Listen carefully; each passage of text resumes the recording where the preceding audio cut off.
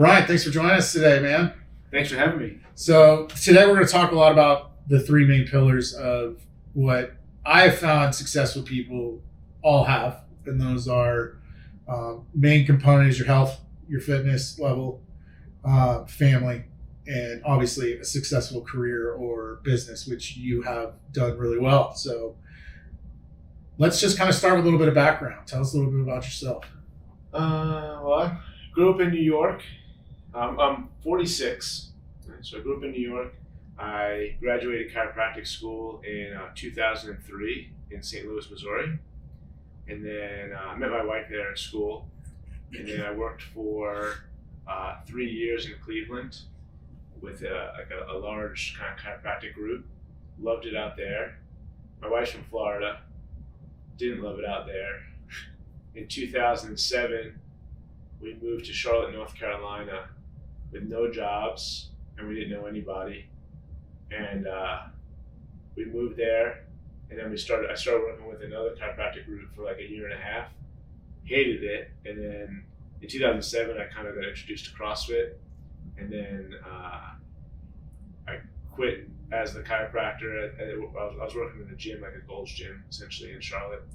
Quit that in June of 2009, and then for 5 months kind of put together the gym in the doctor's office, and then I've been doing that since then, since 2009.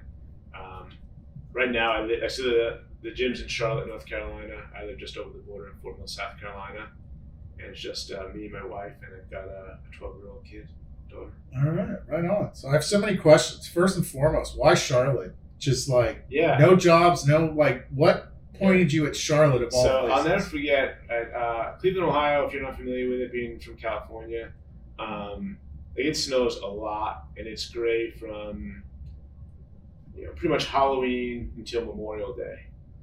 I'm from New York, like Long Island, so it's not as gray as that. My wife's from Florida, and it's like never gray. So I specifically remember coming in, and she's like, we're like doing laundry, and she's like, we have to move. And I was like, it's in suburbs. Like, we were living in a condo downtown. We were making plenty of money for 27, 28-year-old kids. No family, no nothing. Like, no kids at the time. And I could have done that forever. But all we did was like eat, drink, and go out and party. So like long term, obviously not healthy. So she's like, we gotta move. Like this grayness is like depressing. So we looked all over. We kind of pulled out a globe. We had like quick ideas about going to Europe or something, and then we looked at California. We looked at Las Cruces, New Mexico. I remember we looked at a couple other places, Houston, Austin, Texas. I wanted to move to like Washington, D.C. Our only prerequisites was we won't go to Florida and we won't go to New York, the two places that we were kind of like from. So I was like, Washington, D.C. would be a good compromise. And at that time, like Atlanta just had the Olympics. Charlotte was growing, we thought. So we took a couple of trips. We went to Charlotte once for a couple of days. We went to Raleigh and went to Wilmington. And we kind of compromised on Charlotte, a little close enough to the beach. I didn't want to live by the beach. I didn't want to live like Wilmington, North Carolina. And that was it. So we moved there. We didn't know anybody. We got temporary housing. We paid like $3,500, $4,000. Lived the retired life for about six weeks. Tennis, exercise, running in the pool, and then we're like, all right, shit. we were 2000, I was maybe 30, and we gotta figure something else out. And then we started like putting some things together. So I wouldn't have done it without my wife like saying like, I hope you come with me. You were content. Yeah. I was content. I didn't love my job like I do now, but it was easy. I was good at it, and we were well compensated. We had a ton of really, really good friends there. Right on. But now we've been in Charlotte since 2007. So the longest place I've ever lived, longest place I lived as an adult. And like I'd be okay if I don't. Like we'll at least be there until my daughter graduates. When I look back, kind of wild like that we did that. But certainly it's worked its way out. Yeah. I mean, that sounds awesome, man. I mean, so tell me, you got into CrossFit, like, you're an OG to the OGs. You got into CrossFit in 2007. I mean, that's the way back when you were still fabricating rigs and no one built anything. So, I mean, what was that like? I mean, I started CrossFit Charlotte, which was like arguably, depending on who you ask, one of the first in the state. And this chiropractic group that I was in, another chiropractor was treating Spencer and Andy Hendel. Okay. So like new people won't know those names, but yeah, those people back then would know who they were. And my office was in that same, like 2 or 3 miles away. And I was working with a personal trainer at the time. I was like, you should try this CrossFit thing. And I went there the first day. I can't remember if we did like Filthy 50 or Fight Gone Bad. And I quit. Like I tapped out. I did not finish the workout.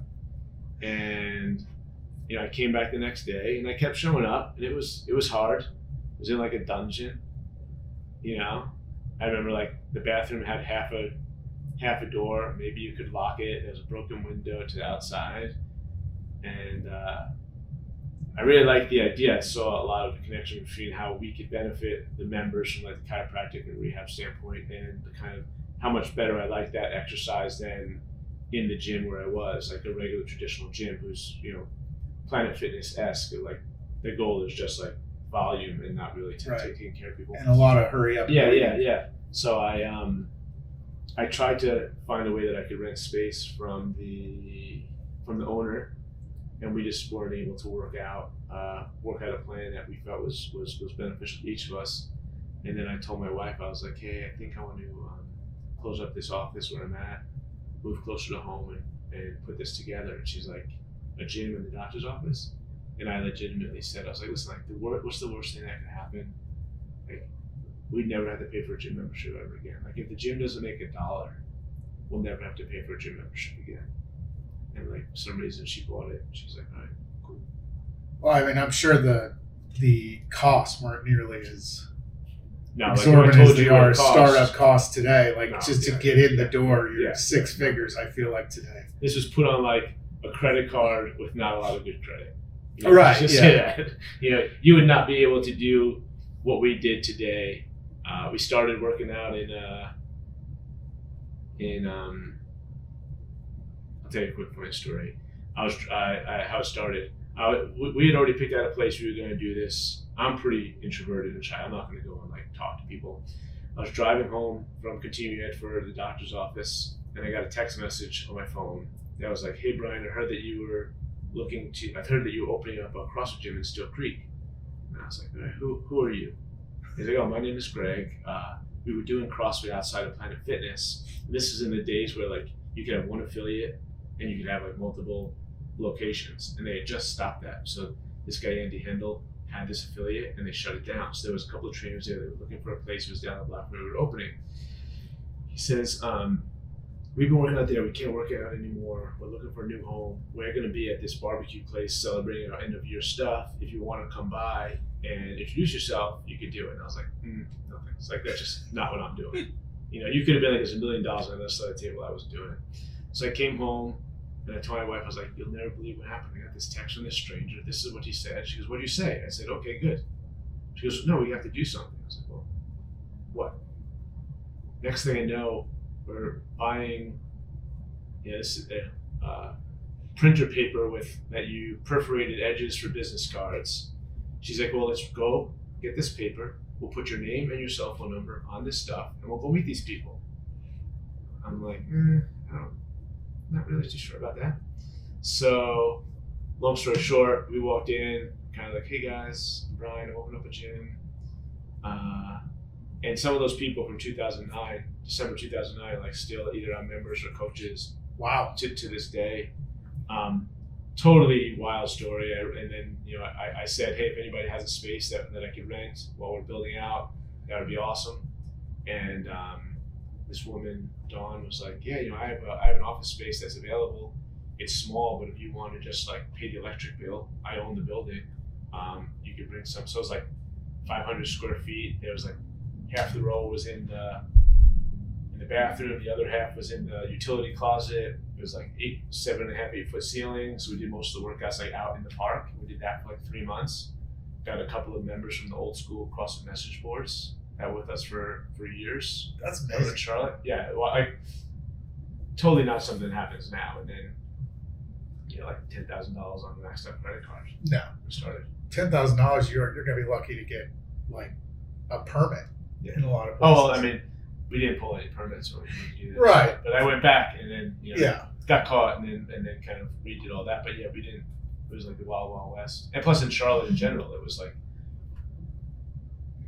they were just growing too. So they didn't, even if we tried to pull permit, we just didn't have the time or the money to do any of that stuff. We just kind of like winged it.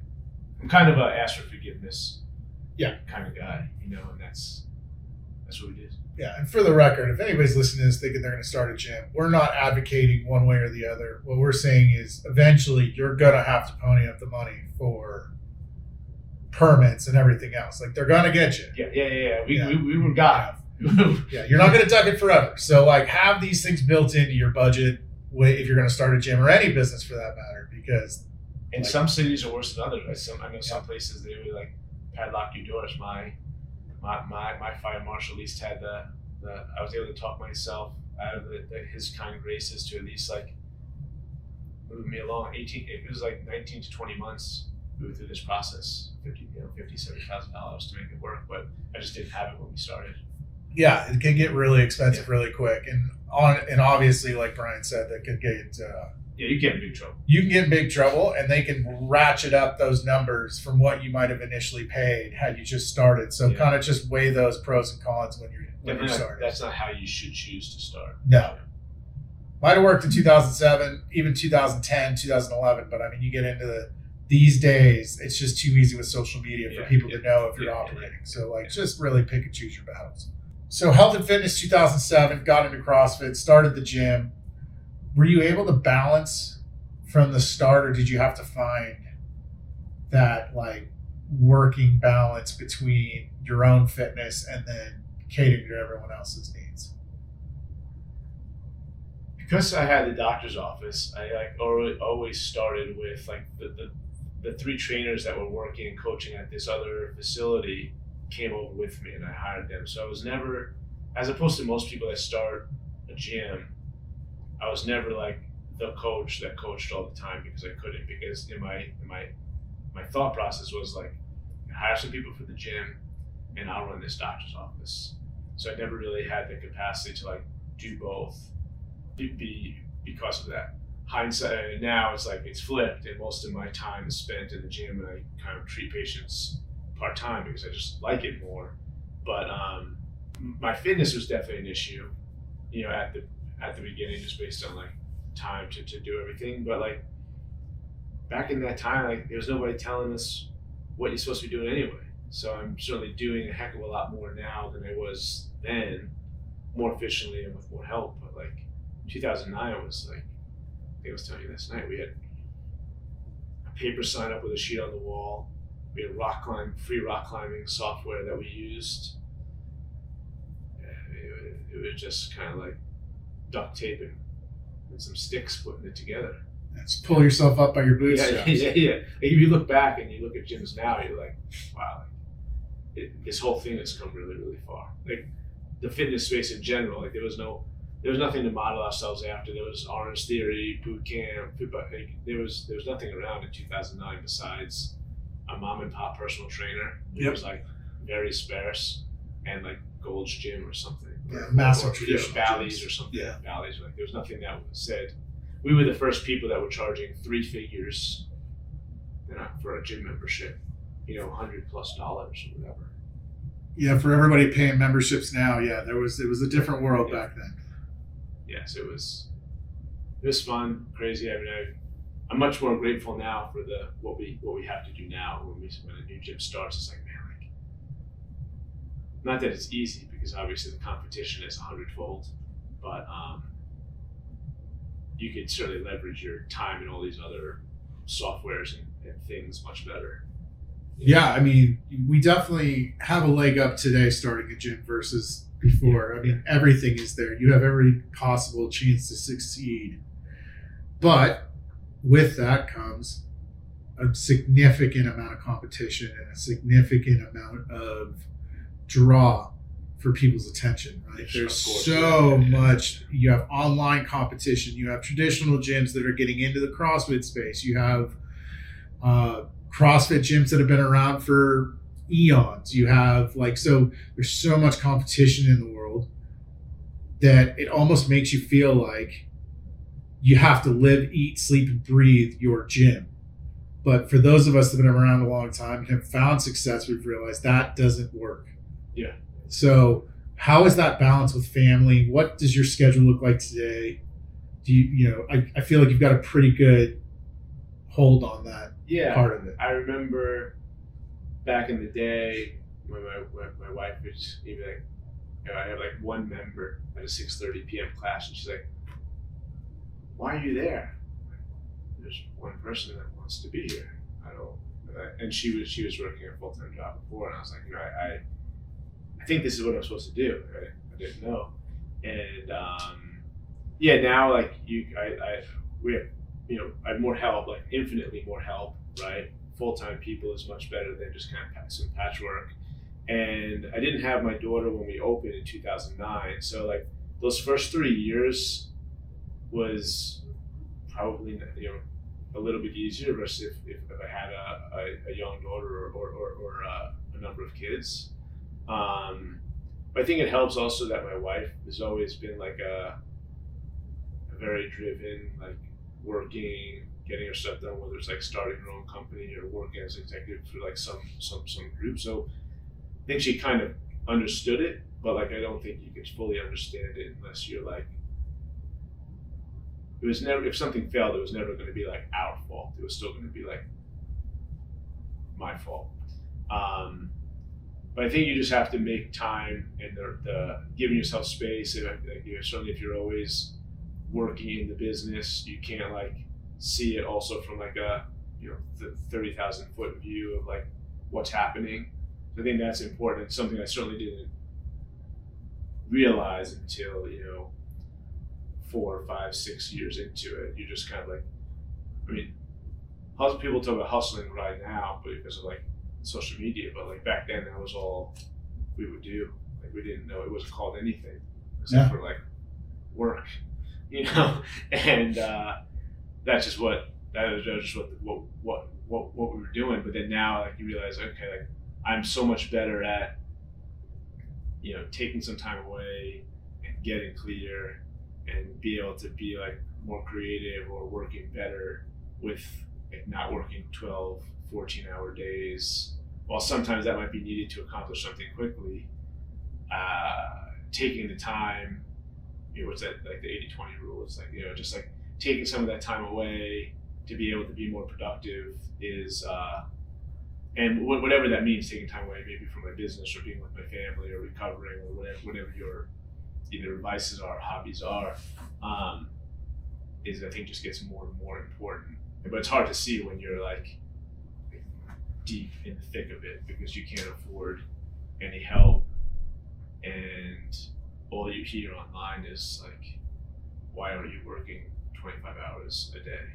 Long-term poor advice, right? I blame John Cena for that with his hustle, loyalty, respect tagline. I think it set people on the wrong path with the whole idea that they had to work till they die. Yeah. And I might work till I die because I enjoy it, but I don't want to have to like be again like there's that work, whatever you want to call it, in your business versus on your business, or just like some time away to just like think and not have any inputs coming in, podcast, book, whatever, and just like chill out your brain so you can like get more, I guess that's what they say, like most of your thoughts come to you when you're in the shower, when you're like not paying attention to anything. So that's, if you don't give yourself any of that time, then maybe that's a struggle. Absolutely. So you've been married 19 years. You've owned a gym for 15 years. Been a chiropractor for 21 years. If you had to pick one, gym or chiropractor, which one would you go with if you just had to take one? Oh yeah, not even close. I've been trying to drop the chiropractic thing for a while. The gym, easy.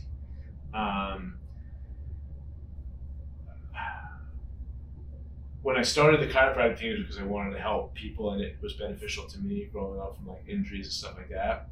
And at the time, 1999, when I graduated college, you had a physical therapist had to work, like you weren't a direct access person. So that's why I chose to be a chiropractor versus a physical therapist. Chiropractors, you can have direct access, the public can just kind of come right into you. That's since changed, but that's why I decided to do that. And I liked helping people and the sports and that stuff. And then, so the gym was just felt like an extension of that, like a greater way, easier way. I didn't know it would be easier, but a greater way to help more people. And then there's just so much crap to deal with from a doctor's office perspective. At that time, health insurance was what most people were using. Most of the time, people don't come to you and they walk in and they're happy. And if they leave and they're not magically better, they're not happy. It's certainly rewarding, right? I enjoy if you came to me and said, "Hey, Brian, my hip hurts. Can you help me?" I like that part and figuring out and like the anatomy and physiology behind it. But I don't like all of the other stuff that deals with it, the note taking, the insurance, the HIPAA stuff, and right. And the gym was like so much more helpful, so much easier to talk about, a little bit easier from an understanding perspective of like exercise, nutrition, health, and I felt that it was like just like an extension of helping people in the fitness exercise space. So it seemed like a good kind of synergy, I guess, but it's easier, it's more scalable, it's easier to find coaches and trainers than to find another chiropractor to kind of take on. When I'm here, the gym could still be open. You could argue that the doctor's office could still be open, but that requires to have another doctor there versus a coach or staff person. I think it's just more fun. Like, I mean, I get that. And there's just a lot less, like, there's a lot less rules, so you can be more creative in what you want to do and say and whatever. Where the doctor's office is just a lot more controlled. So you've battled a lot of adversity as a business owner. You mentioned a crazy IRS situation and a flood. Do you want to talk about like how you work through those type of stressful situations?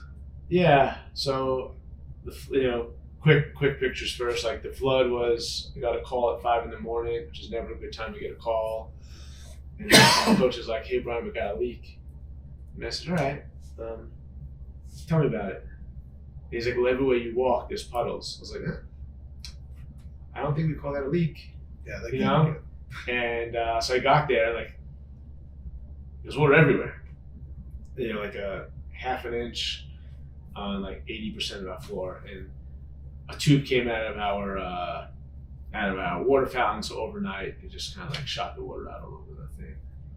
And then the IRS thing was, we had a fraud. Somebody took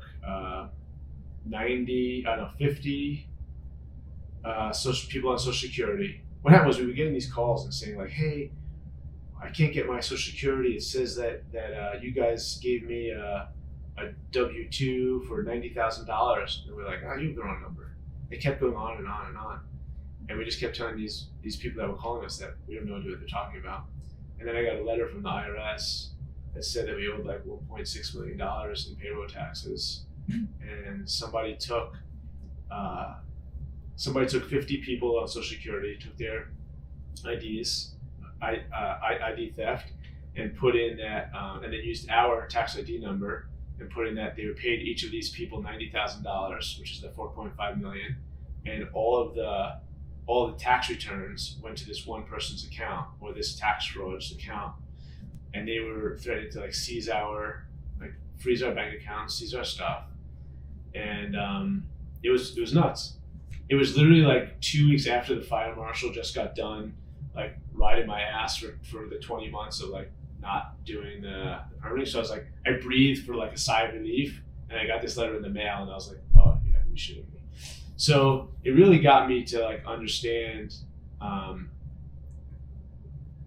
to like be calm, cerebral, pragmatic. And I feel like I don't know where I got it. I don't know how I got it. But like even growing up playing sports, I played soccer and football and would be like captains of those teams and do different things. And it's like I was always the captain or the leader that would just like acted like it was normal to like win or do something good and like give the football to the ref, and I wasn't like a rah kind of person. And I think like that moving into business, that's kind of the same way with my daughter. I'm not a yeller with like my kid. So like I could see how those things could have spun out to be like really, really, really bad situations that would impact the business and how I could like react to different things. So I think it really, so both those things got fixed, right? The flood, we came in within the same day, the people were there, we were pulling up the floor, we had fans in there, we didn't miss a class. We just kind of kept moving. It was like, we don't have like, this is just what we do. We just kind of work, and the IRS, we just kind of like communicated, and they're like, hey, we figured out what it was and you're okay, but like, not to say it wasn't scary, So I think like being like calm in those situations, I was never in the military, but I imagine like that plays the same role. Like when chaos reigns, like you can't just like lose your shit and start yelling and screaming and like let pressure go up and you make bad decisions. So that, I don't know if that answers the question, but I think just like being, working on how I react to things that I could control. Like I couldn't control the flood, too late. I couldn't control what happened with the IRS. I'm getting better and better at like communicating with the IRS as like a human and being kind, right? Or when I need something to be fixed, and instead of like, I'm as I mature, right? I'm like biting my tongue. I'm like writing what I want to say, then I'm throwing it out, and then I'm saying something different, to like get people to like, what's the saying? You get more flies with you get more bees with maybe honey, something like that. Something like that. So while I could still be a difficult person, right, and maybe like abrasive, some people might say, I think when I still also understand when there's a time to like, when I have to react, how I react with like my staff, my daughter. The one I do the worst is probably my wife, which is like the people that you're closest with, you're probably the worst with. Yeah, you get right? so freely. But I think a lot of people have said, people that knew me before my daughter was born in 2012 would say like a lot of it changed around then. Whereas if I had a son, maybe it wouldn't have changed, but having a daughter certainly like made me chill.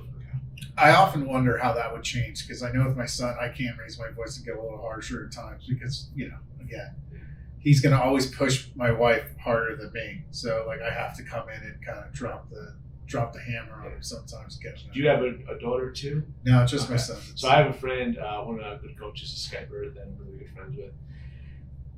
He has 2 kids, and he had a daughter first. And when we were planning on kids, but we didn't. I didn't really care. I kind of wanted a daughter. We've got a lot of girls in the family, and he's like, he's like, somebody told me that it's a good thing I had a daughter first, because it made me a better parent for my son, from like not beating the shit out of him, not being so hard on him. It kind of softened me up, and that's what he said to me. And then like people outside said that to me, of like how I was. So it certainly also trickles down. If I'm like the leader and I'm trying to teach people how to do business, me being more calm, better with her and other people kind of makes, I like to think of like those lessons or how I treat them. I'm certainly easier to work for and easier to live with, since, because of that. So I think it definitely matters. I'm glad I had a daughter, but I'd be curious to see like if I had a son or if you had a daughter, what would be different. I get it. Yeah, I think you definitely approach it a different direction. I got one question. You mentioned something in your intake that really kind of got me. Pickleball. Tell me about it. What's with pickleball? I still don't understand. So I don't. So here's the thing, right? I'm not really a player. My wife plays a lot. We used to play tennis a lot, and so I think the question was like, what are some hobbies and things that you do? And I listed like 7 things, and you just picked that one thing. It stood out. No, finally I know someone that can explain this game to me. Yeah. So she plays it a lot. She gets frustrated when I come out and play and beat her up a little bit because I don't play all the time. But she's actually really good. But she plays tennis mostly. But this club that we belong to started with pickleball, and a couple other places have pickleball. I think it's so. What's the allure for people? Yeah, it's so popular. Yeah. The condo we stay in Hawaii has built pickleball Uh-huh. courts.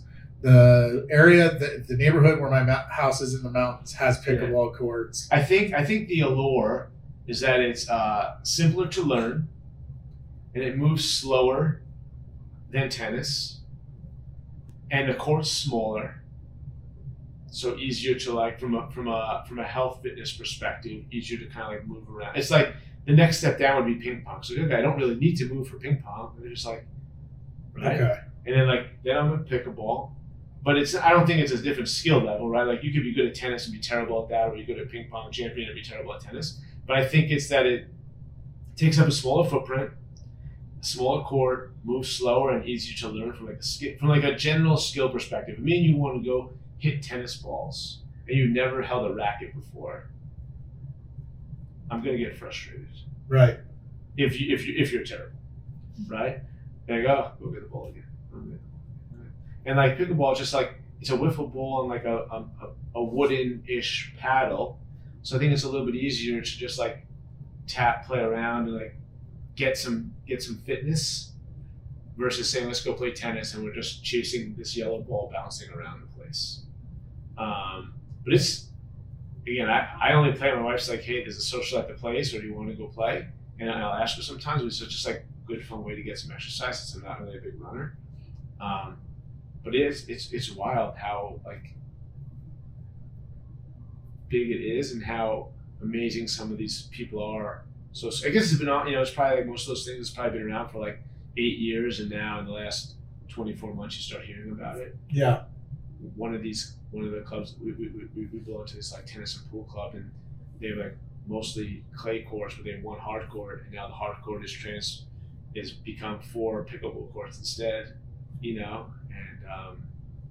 it's probably a little inner battle between the tennis players, wondering why the pickleball players are out there, and the annoying sound that the pickleball makes versus the tennis. But kind of sounds like CrossFitters in a traditional gym. Gym people are just like, what are you doing? Why are you here? Why is this guy running around all over the place? You're disrupting everything that we've known true. Yeah.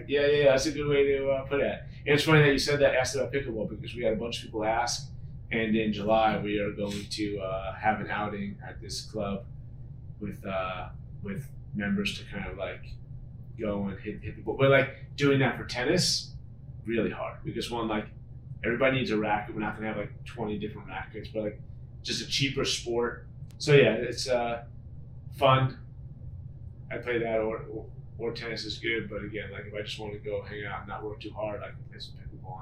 It's the CrossFit of racket sports. Got it. Yeah. I think it's a good way of putting it right now. This is definitely like the 2007, 8, 9 CrossFit of racket sports. Low barrier to entry, inexpensive, annoying, and annoying the shit out of everyone that does anything traditional. Yeah. I think that's a fair way to put it. Before we end this thing, do you have anything you want to tell anyone? Any wisdom? Having patience, because kind of like that hustle and grind thing that we were talking about before. Having unrealistic goals but being patient about them. I think I heard somebody say something like that, and that really kind of struck something like I can still have goals and they can still be unrealistic to make something great happen, but I still need to have like patience that like if I have unrealistic goals, it's going to take a long time. And not stopping because like, it's not happening as fast as I'm told it should have happened. That makes sense. It reminds me of somebody told me, I don't know if it's one of those Japanese quotes or something, but they said, essentially the idea is if you want big goals but lack patience, it's like digging a hole and throwing the dirt behind you, filling up the hole you just dug. Like right. It's just going to create frustration, and you're just doubling and tripling the work. Right. And if you want something great, your goals have to be unrealistic. Yep. But yeah, it doesn't happen overnight. Right. I think that's what social media has led us to believe is not the truth. So that's the hard part. Yep. Slow down. Yeah. Preparation is key. Understand the journey is going to be longer than you think it's going to take. But if you stay at it, you'll get there. Awesome, man. Thanks so much for joining us. Absolutely. Thanks, Chris.